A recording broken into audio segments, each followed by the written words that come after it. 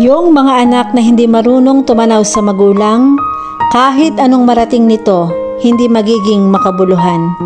Kahit sinasabi natin na di naman obligasyon ng mga anak ang magulang, yes, pero ang sabi ng Panginoon, honor your parent.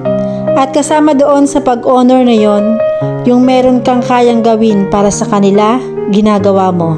Sa mga anak na nakakarinig nito, kahit magkapamilya kayo, huwag niyong titingnan na ang dapat ninyong bigyang focus yung sariling pamilya na lang.